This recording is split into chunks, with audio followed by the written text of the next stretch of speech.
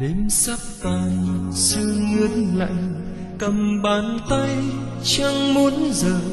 Ngày mai đây hai phương trời, bạn thân nơi biết đi về đâu.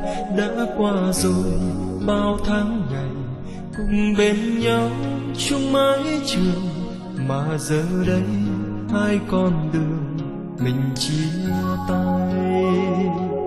Bạn thân ơi mai xa cách nhau, lòng vẫn mãi nhớ phút ban đầu.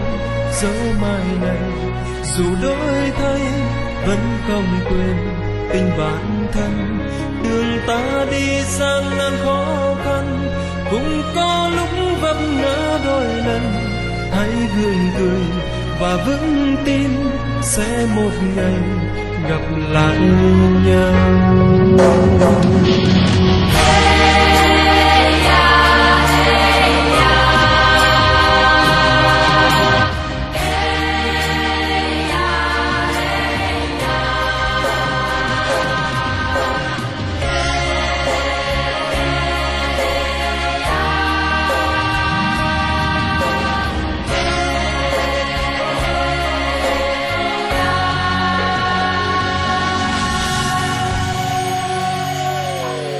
Đêm sắp tan sương ướt lạnh, cầm bàn tay chẳng muốn rời. Ngày mai đây hai phương trời, bạn thân nơi biết đi về đâu. Đã qua rồi bao tháng ngày, cùng bên nhau chung mái trường, mà giờ đây hai con đường mình chia tay. Bạn thân ơi mai xa cách nhau, lòng vẫn mãi nhớ phút ban đầu. Dẫu mai này dù đổi thay, vẫn không quên tình bạn thân. Đường ta đi gian nan khó khăn, cũng có lúc vấp ngã đôi lần. Hãy gượng cười và vững tin, sẽ một ngày gặp lại nhau. Bạn thân ơi mai xa cách nhau, lòng vẫn mãi nhớ phút ban đầu.